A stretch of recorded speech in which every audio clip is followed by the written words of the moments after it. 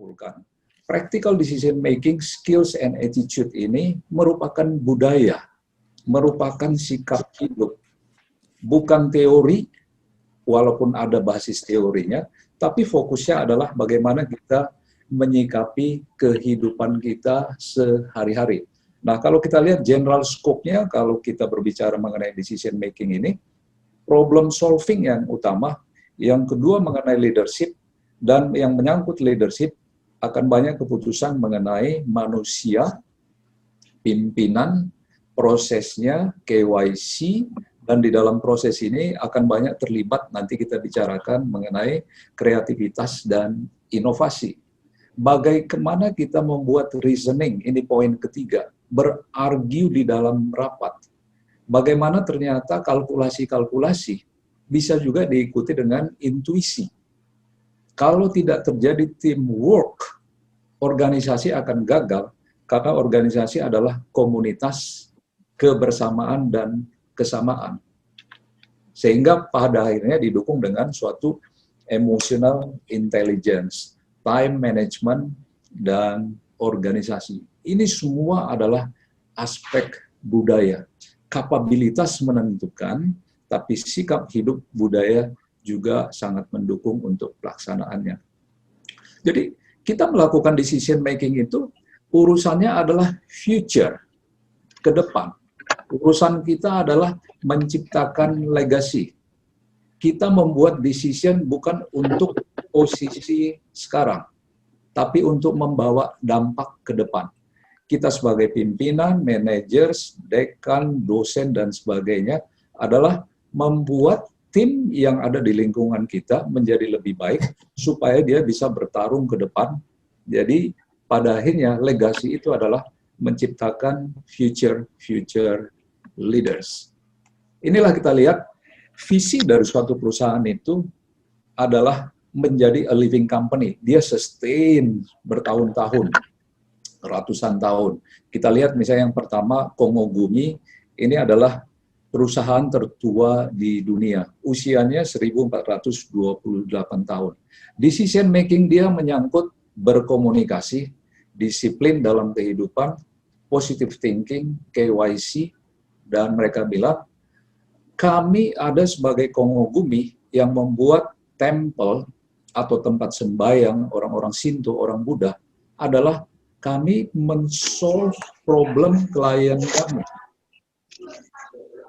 Dia camkan ini sebagai suatu tujuan utama. Menyelesaikan permasalahan klien, karena klien adalah sumber revenue. Jadi menyedihkan, 11% Fortune 500 company yang masih hidup. Rata-rata usia perusahaan di Amerika dulu 67 tahun, sekarang tinggal 15 tahun. Dan kita berpikir dalam konteks decision making, pada saat mereka menerima amanah itu sebagai pimpinan di perusahaan, mereka berpikir uang itu uang siapa gitu. Uang dirinya yang bisa dia hambur-hamburkan sehingga mengakibatkan peristiwa Enron, Lehman Brothers dan sebagainya, atau yang pernah kami alami di El Nusa Tbk dan kita selamatkan dalam waktu kurang dari 2 tahun. Atau bagaimana sikap hidup kita berorganisasi, mental kita untuk melihat suatu lingkungan, SWOT misalnya, seperti daya complacency yang sangat tinggi, yang menyatakan Belanda masih jauh, sehingga terjadilah peristiwa Kodak, Nokia, atau dulu peristiwa di Bumi Asih. Kalau kita rangkum ini semua ini, ada failure to execute, failure untuk mendapatkan attitude, sehingga decision making-nya melemah atau tidak efektif. Jadi, dilihat kembali dari sini, beberapa ciri khas dari perusahaan yang gagal melakukan decision making itu adalah komunikasinya nggak bagus, terjadi incommunicado. Leadership kurang membumi. Kita lihat yang pertama di sini, leader itu merasa dirinya sebagai king. Rule number 1, the king can do no wrong. Ya, if the king does wrong, go back to rule number 1. Everybody knows ya. Yang mengakibatkan di dalam itu mungkin akan terjadi blaming game, comfort zone, terjadi gosip. Sehingga decision making itu menjadi blur. Atau kadang-kadang short term thinking melihatnya, ya semasa saya menjadi pimpinan, decision making kita adalah begini. Dan komando merupakan sistem utama dalam leadership. Command control yang mematikan kreativitas. Bagian dari decision making yang penting sehingga manusianya tidak terbina dengan baik untuk siap menjadi future leader. Inilah yang kita hadapi saat ini, dunia yang semakin egois, yang pada akhirnya kita lihat di bagian bawah itu banyak perusahaan yang masuk ke intensive care unit. Nggak perlu kita jelaskan apalagi peristiwanya, we all know bahwa greedy itu sudah semakin meluas. Peperangan mengenai makanan, energi, teritori itu semakin meluas di dunia ini. It's a broken world, my friend. Jadi kalau broken world, decision making dipanggil untuk mengambil suatu peran yang lebih penting dalam kehidupannya sehari-hari untuk menyelamatkan dunia kita ini. Tanda-tanda pelemahan decision making itu sudah terjadi dalam kehidupan kita sehari-hari. Pertanyaannya mungkin, do we care? Apakah kita memperhatikan? Ya kan? Apakah kita bertindak, melihat suatu hal kecil, kemudian membuatnya sebagai suatu perubahan-perubahan yang mendasar sebelum api itu membakar? Gaji yang terlambat, bank yang bolak-balik telepon, atau analis yang datang misalnya untuk bertanya, tapi kita nggak bisa memberikan jawaban yang baik. Piutang dan inventory cycle yang memburuk. Peristiwanya terjadi, kita lihat di sekeliling kita. Tapi kalau kita sebagai decision makers, dan saya yakin kita 76 orang yang hadir sore hari ini adalah para decision makers. Kita bilang tarsok, let's see what happen tomorrow. Atau misalnya berprinsip, ya yang penting kita doakan sehat-sehat, yang penting kita doakan besok company ini masih ada. Padahal prinsip utama dalam kehidupan itu yang merupakan bagian dari decision making adalah ora et labora, bekerja sambil berdoa. Once sudah ada peristiwa, ditindaklanjuti, dibuat decision making-nya sebelum dia membuat suatu pergerakan yang relatively uncontrollable. Gosip juga bagian dari yang sesuatu kita harus making decisions. Ya. Kalau misalnya ada yang bilang company kita profit nih, ya, tapi kok cash-nya nggak ada ya. Income statement-nya yang menjadi acuan utama sebagai key performance indicator. Lupa kita bahwa jantung perusahaan itu adalah operating cash flow atau free cash flow. Dan suddenly, talenta-talenta kita resign. Key people direksinya resign. Baru kita mulai berpikir, wah ada apa ini? Terlambat decision, kawan-kawan. Kenapa terlambat membuat decision? We don't care. Jadi ujung-ujungnya adalah masalah bagaimana kita menempatkan hati kita terhadap peristiwa-peristiwa yang terjadi di sekeliling kita. Termasuk misalnya kalau di company, lebih banyak misalnya close door meetings, ditulis misalnya di pintunya itu, jangan diganggu, bos-bos lagi meeting, itu udah arena yang melawan kepada mazhab atau filosofi transparansi.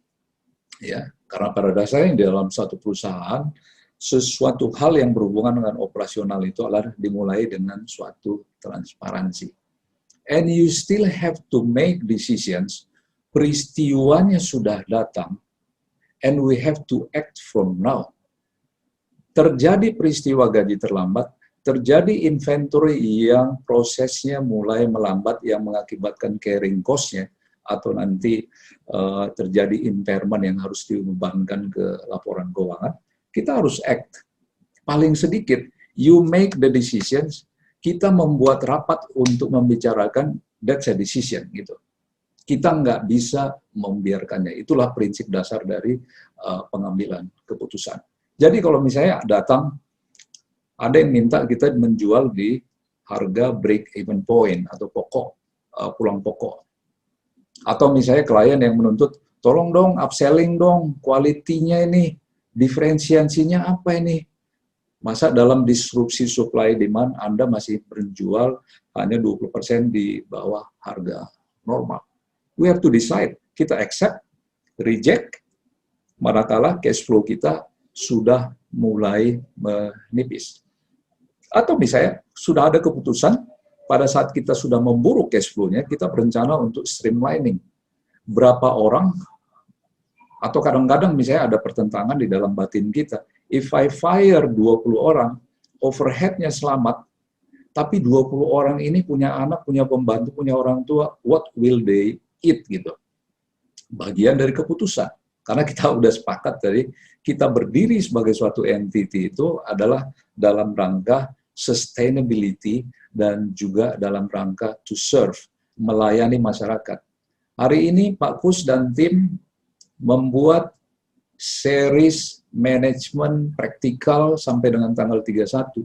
Tujuannya adalah untuk menyambut tahun 2021 onward sebagai tahun pengharapan. Kita hargai. Mereka nggak melihatnya dari sisi mau profit berapa kita ini gitu. They don't care. Yang penting Indonesianya selamat dulu. That is keputusan. Dia nggak berpikir panjang. Dia melihatnya dalam cakrawala Indonesia yang sedang bertarung dengan dirinya sendiri, dan mereka membuat peran yang signifikan, dan hari ini kita mulai dengan series mengenai decision making ini. Ada yang menawar usaha kita 50% dari nilai neraca, direksinya tersinggung. Enak aja gitu bilang. Masa 50%, ini dulu saya bangun dari keringat, ini saya bangun dari ini. Ya, tapi kita mau cash-nya atau enggak gitu. Kita discuss lah di dalam perusahaan ini. Ditawar 50% gimana nih? Atau strategi yang lebih bagus, kalau dia nawar 50%, bagaimana supaya by account yang di neraca itu, item-item di neraca, 3 bulan ke depan kita perbaiki, mulai dari kas, bank, piutang, account receivables, pabrik dioptimize operasinya, supaya bisa menjadi 70. Kalau memang niat kita akan menjual. Ini tantangan sehari-hari. Pak Kus bilang tadi, setiap detik dalam kehidupan kita itu adalah pengambilan keputusan, and that's very true. Inilah yang dihadapi oleh usaha kecil, menengah, korporasi besar dalam kehidupannya sehari-hari. Cash flow udah merah, ya. Hoax-nya sudah bertebaran di mana-mana. You have to make decision, we have to make decision. Pada akhirnya kita berada pada satu titik, kita bilang, wah ini titik nadir nih, bangkrut nih. Tapi kawan-kawan, dalam konteks decision making, dan kita menjadi decision makers, kita adalah pimpinan, terlepas kita di level mana kita berada di dalam suatu struktur organisasi. We have to have hope, pengharapan dalam kehidupan. Karena sang pencipta dalam konteks amanah itu selalu mengajarkan berharap, dan beliau juga yang Maha Kuasa itu akan memberikan kemudahan dalam kehidupan kalau kita memintanya melalui doa kita. Sehingga kita berada pada satu titik, bangkrut itu hanya suatu kata-kata, ya. Mari kita melakukan evaluation time. Dan ingat kawan-kawan, decision adalah tugas utama kita. Gaji kita itu adalah membuat keputusan, membuat ide-ide cemerlang dalam rangka membawa kita dari titik A ke titik B yang lebih baik. Walaupun mungkin secara kurva dia, sudut pergerakan CAGR-nya itu relatively kecil. Tapi at least we make changes. Karena tujuan kita tadi adalah meninggalkan legasi untuk generasi berikutnya. Dan menjawab tugas utama manajemen itu ada di 5 pertanyaan. Apa yang menjadi masalah? Kenapa masalah itu terjadi? Bagaimana solusinya atau apa alternatifnya? Kapan akan diselesaikan? Dan siapa di antara kita, tim manajemen atau staff kita atau supervisor kita yang akan menyelesaikan? Jadi sangat fundamental, sangat filosofis. Decision making adalah ide-ide membuat perubahan, dan urusannya adalah urusan ke depan, karena hidup itu adalah sekarang dan ke depan. Dengan merefleksi ke kehidupan masa lalu, terjadilah apa yang namanya legacy. Jadi bangunlah kita pagi-pagi. Kita wake up atau get up merupakan suatu decision. Dan kita membuat decision itu dari jam 6 pagi sampai jam 6 sore, misalnya. Pukul 6 pagi kita putuskan kita get up, kita nggak muter-muter di tempat tidur, tapi kita duduk berdoa, mengucapkan terima kasih pada Sang Pencipta. Ada kehidupan yang baru, ada matahari, ada suara burung, mari kita bergerak untuk membangun Indonesia, membangun company kita, and jam 8 pagi kita tiba di kantor kita. As simple as that decision, my friend. Kadang-kadang kita terpaku di tempat tidur kita, gue ke kantor atau enggak ya? Wah, ini bos gue nanti marah lagi, ini mana tugas ini belum disampaikan. Ingatlah tugas kita membuat legasi, kita harus berangkat ke kantor karena kita dibayar untuk berangkat ke kantor untuk membuat ide-ide cemerlang dalam rangka membuat perusahaan itu lebih baik. Pertanyaan buat kita-kita sederhana nih kawan-kawan. Anda pilih lingkaran dengan angka besar, jam 12, jam 1, jam 2, 3, 4, 5, 6, 7, atau katakan ini adalah bulan dalam suatu tahun, Januari, Februari, Maret, April, atau Anda melihat kehidupan Anda itu adalah seperti ini. Kalau aku akan pilih yang up and down, inilah yang disebut dengan decision dalam konteks perseverance. Hidup itu nggak pernah flat. Kalau hidup itu flat, kita akan bosan. Tapi kalau hidup itu berwarna, ada titik atas, ada titik bawah, ada perjalanan perseverance menuju ke atas, kembali lagi ke bawah. This is the real life. This is decision making.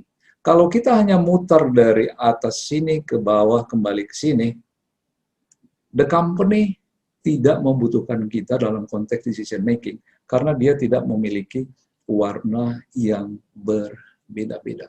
Kehidupan kita adalah tantangan, dan kita bertugas untuk menyelesaikan itu. Sampailah kita ke kantor, building rapport-nya itu adalah smile. Apakah Anda bos, anak buah bos, wakil bos, staff, OB, cleaning service, dan sebagainya. The first thing we have to do adalah berterima kasih kepada Tuhan yang Maha Kuasa, dan itulah decision terbaik dalam kehidupan. Nggak perlu sebagai bos kita nyampe ke kantor, tas kita minta diangkat sama supir ke atas atau panggil sekretaris. Just smile, tegur pasukan kita, itu adalah bagian dari kehidupan. Dan kita rapat, kita menyadari, kita ini semua yang hadir sore hari ini di sini adalah problem solvers. Dan kita membahasnya dalam suatu komunitas di kantor, ya. Kita bilang, mari kita berjuang untuk yang di atas sini, klien kita.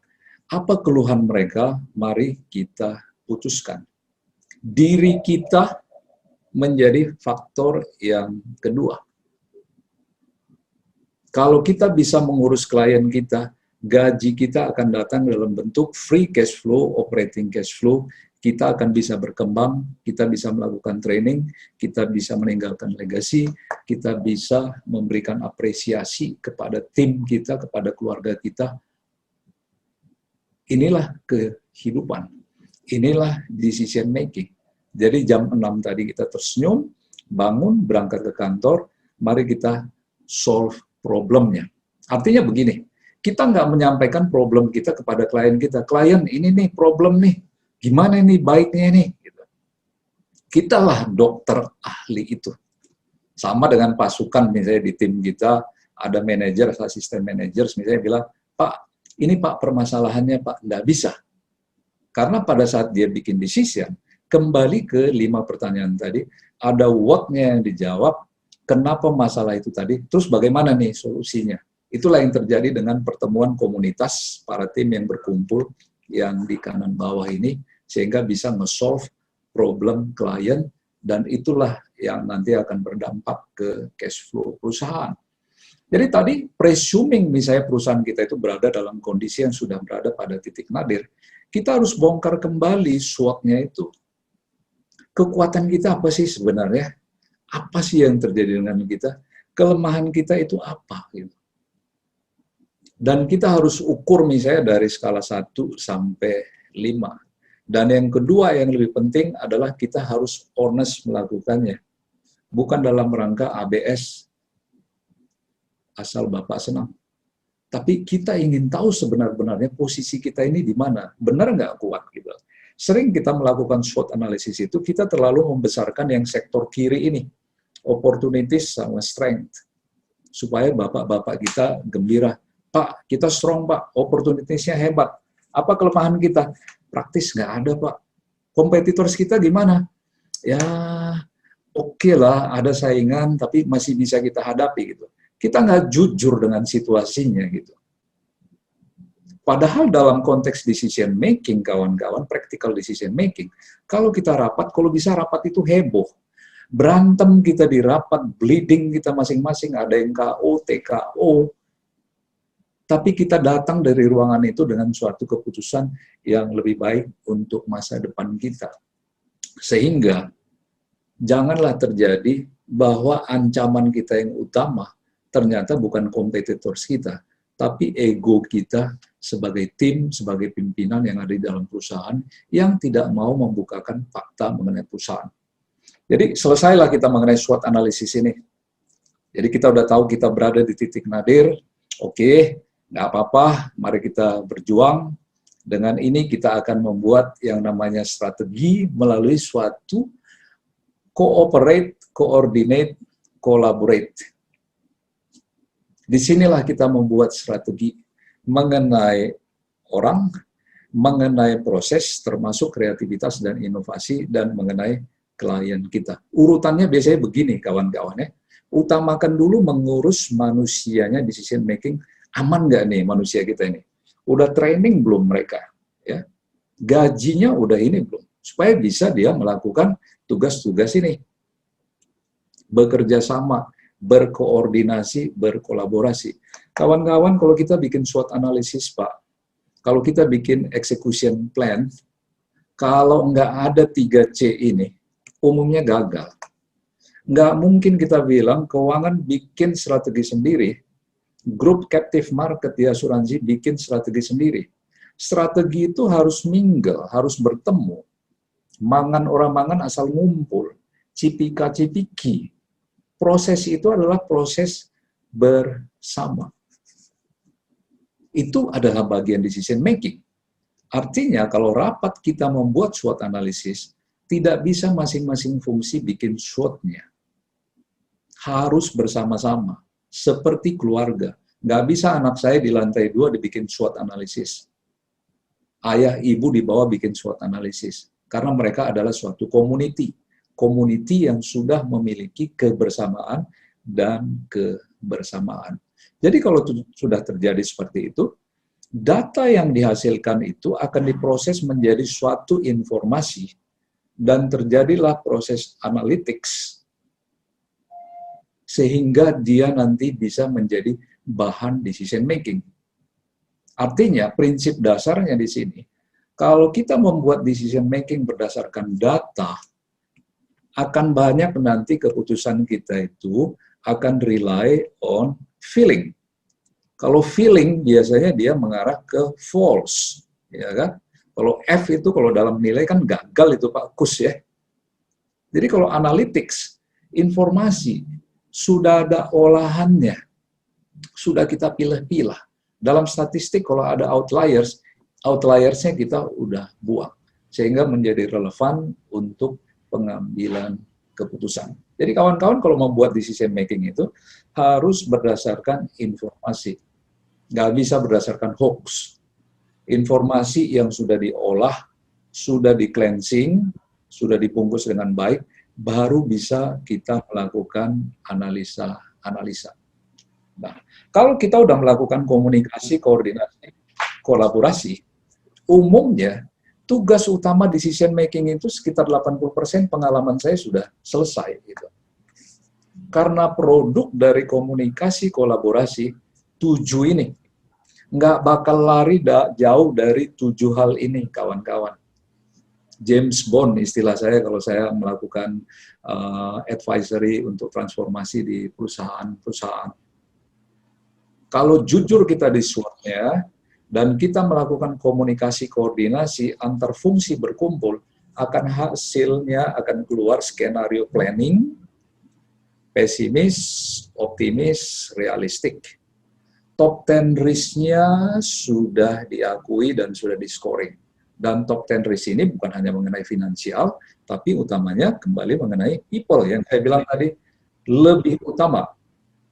Kemudian mengenai proses, mengenai kreativitas. Terbitlah nanti business continuity plan atau crisis management plan dari crisis management team. Sudah kita lakukan stress test, kita kira-kira ini kalau salesnya naik 20%, kira-kira akan bagaimana impact-nya ke margin, bagaimana impact-nya ke cash flow. Stress test adalah ujian harian. 7 James Bond item ini adalah decision making.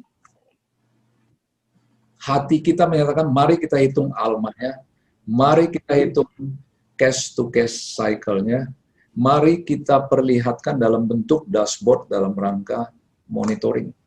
Ini semua arenanya adalah arena komunikasi, komunikasi, komunikasi. Untuk 3C tadi. 80% kita sudah jalan. Perusahaan umumnya lupa melakukan execution plan. Yang udah dia terbitkan adalah RKAP atau buku budget. Baru nanti di bulan Februari tahun berikutnya, baru dia bicara, cara melakukannya bagaimana ya, execution-nya. Nggak bisa, kawan-kawan.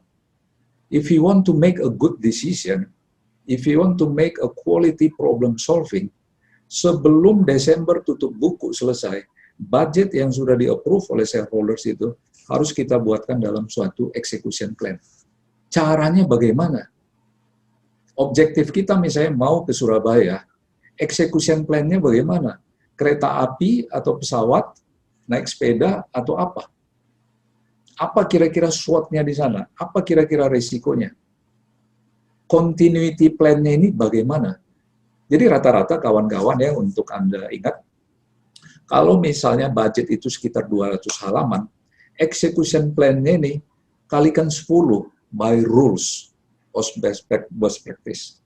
Jadi menjadi 2000 halaman execution plan. Memang detail. Karena bagaimana kita membuat decision kalau kita tidak punya attention to detail, tidak punya informasi, tidak punya data analytics. Inilah kuncinya dalam masa krisis, dalam rangka Indonesia bangkit, dalam rangka korporasi kita bangkit. Dan dalam suasana seperti itu, tugas para pemimpin itu adalah melayani, dan melayani. Meeting the needs of others. Tugas pemimpin itu adalah mendengar dan mendengar. Saya bilang tadi melayani, act of service, dan kadang-kadang berkorban untuk pasukannya. Karena apa? Dia sudah dimudahkan dalam bentuk fasilitas-fasilitas yang lebih baik dari yang lain. Jadi tugas dia itu adalah membantu timnya, bertanya kepada timnya. Kita itu pimpinan menjadi pelayan. Sebagai manajer, kita adalah pelayan terhadap tim kita. Misalnya ada 10-15 orang di dalam tim kita. Kalau kita punya arena berpikir melayani, maka kita akan punya influence. Akan kelihatan dari mata kita, kelihatan dari body language kita, bahwa kita adalah orang yang berpengaruh, dan orang akan bilang, ini pemimpin saya. Bukan karena struktur organisasinya, bukan karena surat keputusan, misalnya Pak Saka ditunjuk sebagai direktur utama, bukan itu. Karena pimpinan itu pun pada akhirnya dalam dunia nyata, dalam konteks decision making, bisa datang dari orang yang paling bawah di organisasi. Naufal bisa menjadi decision makers. Maijen Subekti bisa menjadi decision maker. Ben Satrio bisa menjadi decision makers. Dia masih staff yang baru turun di perusahaan 2 tahun untuk bekerja. Tapi karena perilakunya adalah melayani dan berkorban, dia punya daya influence. Jadi kita kembalikan ke fungsi utama dalam konteks decision making tadi. Pemimpin itu adalah pelayan untuk internal timnya dan untuk klien. Pada titik ini, mohon tolong dimatikan ininya, tolong di mute mikrofonnya, terima kasih. Pada titik ini, kalau leader sudah turun ke bawah, 95% penugasan di korporasi itu sudah selesai. Karena cara melaksanakannya tadi melalui execution plan sudah selesai, dan pimpinan pun rela tidak dilayani, tapi turun ke bawah menyingsingkan lengan baju untuk bilang, let's go. Ya. Sehingga dia akan nanti turun ke bawah, bertemu dengan timnya. Tim, saya datang sebagai pimpinan. Di fenomena iceberg dalam rangka ide-ide. Menyelam ke bawah. Melihat pasukannya. Kemudian dia muncul ke atas lagi. Oh, ternyata kehidupan kita bukan hanya di sini. Masih ada emas, nikel, macam-macam di bawah sini, dan masih banyak orang-orang baik yang ada di sini. Tugas pimpinan pada saat masuk menyelam di sini bukan merentah-merentah, tapi bertanya, mendengar, bertanya, mendengar. Kalau kita merintah-merintah sebagai pimpinan, sebagai managers, tim kita itu akan lari. Kita harus percaya kepada mereka. Kita udah ada execution plan nih, ya kan? By rules katanya kita sudah bisa bergerak di level 95%, penugasan sebenarnya sudah selesai karena decision making-nya sudah terjawab. Tinggal melaksanakan. Bagaimana idenya jalan, kita gerakkan pasukan yang ada di bawah iceberg ini. Kita dengarkan mereka bagaimana ide mereka untuk membuat suatu perubahan. Yang sulit biasanya dalam decision making ini adalah pimpinan turun ke bawah. Either karena gengsi, either karena jabatan, either karena jas, karena dasi, atau faktor apapun. Zaman sekarang udah nggak bisa, kawan-kawan. Kalau kita udah berada pada suatu titik kritis dalam suatu cash flow, nyelam, dan dengarin pada saat nyelam itu. Secara teori katanya 80% kita mendengar, 20% itu boleh ngomong, 20% itu pun bertanya saja. Percayakan aja, dan saya percaya tim yang di bawah saya itu bisa melakukan sesuatu untuk melakukan perubahan. Kita sebagai pimpinan itu menginspirasi mereka, sehingga terjadi yang namanya arena kreativitas. Kita bilang ke tim kita, bikin startup. Inilah gambaran startup itu. Karena mereka itu setiap hari banyak ide. Anak-anak muda itu banyak ide. Idenya banyak sekali. Nggak usah diajarin mengenai teknik decision making. Apa ini ide-idenya nih? Kawan-kawan, mereka mau kalau diajak seperti ini. Dan biayanya tidak mahal. Itulah bagian dari decision making kita. Dan turun kita memberikan pengharapan kepada tim kita. Di antara kerja keras mereka, the hard work, persistent, late night, penolakan-penolakan, sacrifices, kita bangunkan mereka untuk bilang, kawan-kawan, ada kehidupan di atas sana, mari kita tarik iceberg ini. Dan pimpinan di situ sebaiknya berperan, membuat satu decision making, dia melakukan suatu storytelling, menyemangati. Kawan-kawan, dulu pengalaman saya ini, saya percaya kawan-kawan akan ini, mari kita bangun. Itu yang diperlukan.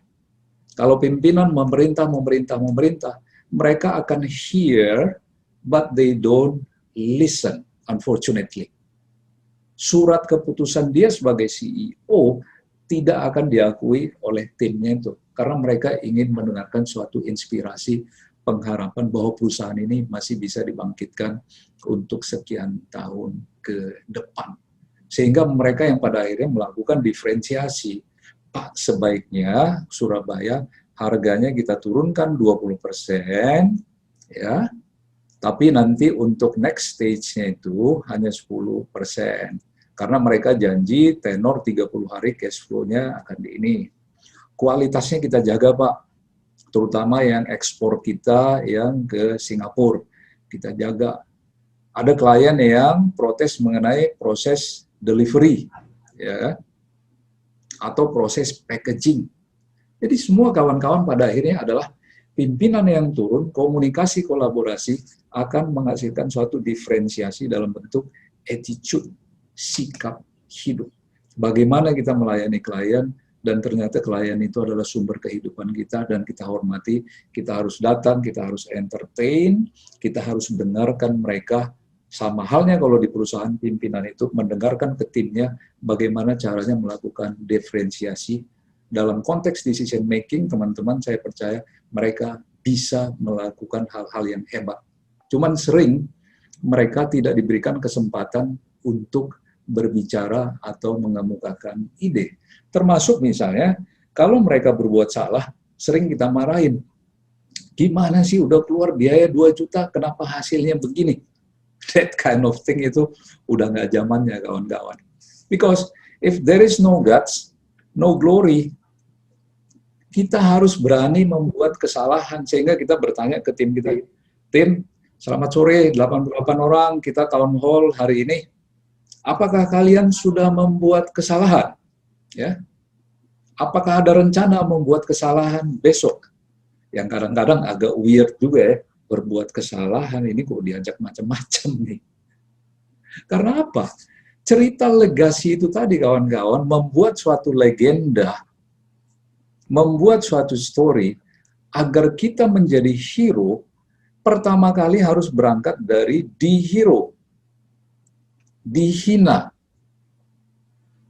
Thomas Alva Edison tidak dalam satu skema 10 percobaan, terus ininya terjadi. Bola lampu itu. The Wright Brothers itu bukan 2-3 kali terus jadi terbang. Mistakes, sehingga orang bilang failures itu bukan failures, tapi step 1 menuju sukses. Harus ada keberanian kita, investasi, explore, bagian dari decision making. Nah, hal lain juga yang penting, kawan-kawan, kita harus paham mengenai laporan keuangan supaya bisa membuat decision yang lebih baik. Jangan menghindar, walaupun kita engineer, atau misalnya kita bilang, saya kan di SDM, apa urusannya dengan cash is king, ya. Dasar-dasarnya kita tahu, ukuran-ukuran dasarnya kita tahu, dan toh itu bisa dipelajari melalui coaching atau mentoring di dalam internal perusahaan, dan itu juga merupakan tanggung jawab dari masing-masing fungsi untuk saling mengajari pengetahuan yang mereka miliki. Termasuk perihal misalnya, free cash flow ini kenapa penting? Karena dia melihat daya hidup perusahaan berapa bulan lagi. Kalau dia normal 18 bulan sampai 2 tahun, rata-rata sekarang perusahaan yang saya lihat itu di sekitar 3 bulan gitu. Meaning, close to brink of elimination. Sudah hampir dekat dia ke arah permasalahan yang berat. Jadi, ya pelajari. Because when you know, you decide to know, kita mengambil decision, harus diajari hal-hal ini kepada pasukan kita. Mereka menjadi aware, oh oke, kita harus jaga ya free cash flow kita ya. Kita harus jaga ya cash to cash cycle kita. Apakah by line of business, by geografi, atau by client. Putaran cash-nya bagaimana kita ini? Belajar kita dari sini, masuk menjadi hutang, dari hutang ke inventory, menjadi receivables. Sehingga angka-angka yang kita sajikan ini adalah angka-angka yang berbicara.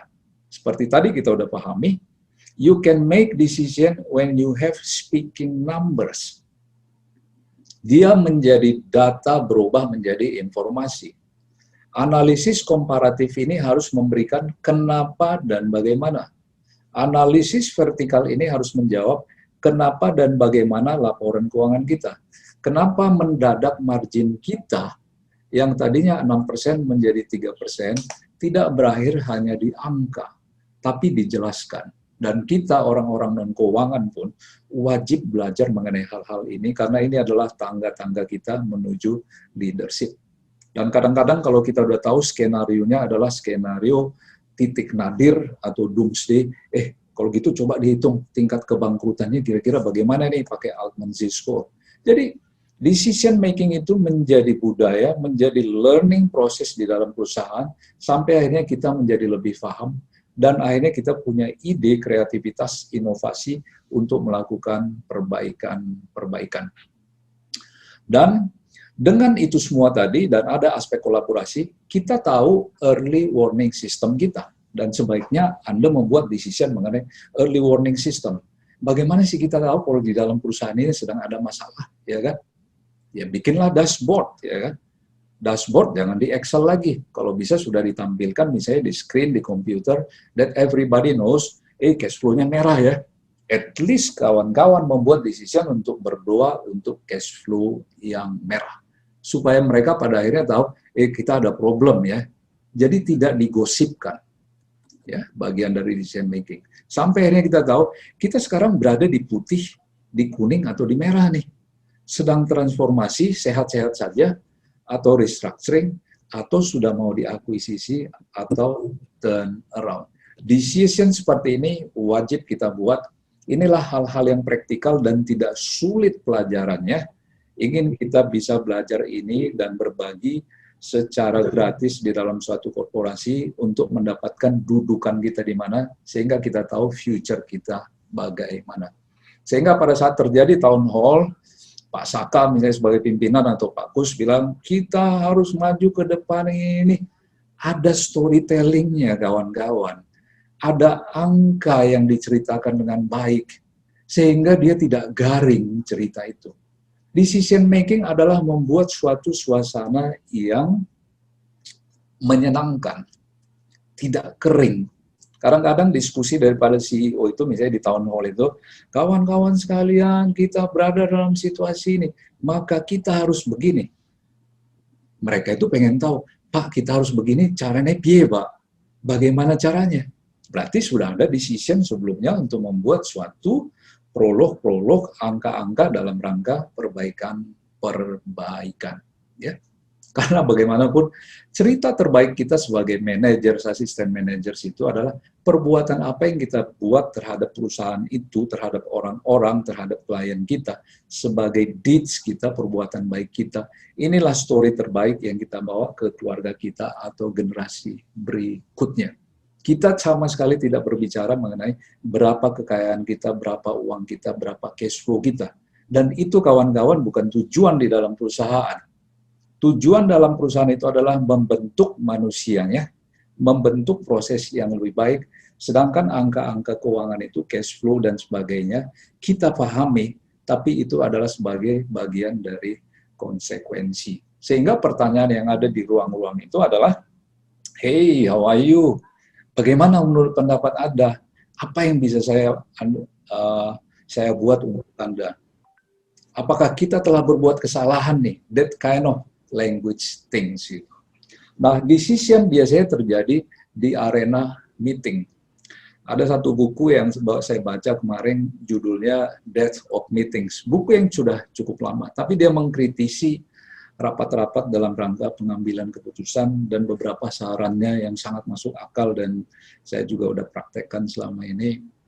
Meeting itu dimulai dengan doa. Kadang-kadang kita sungkan ya, ada beda-beda agama, tetap berdoa, ada agenda, dan kita tahu kehidupan adalah amanah, dimulai dengan doa, diakhiri dengan doa, dan pimpinan rapat mengucapkan terima kasih, terima kasih, terima kasih.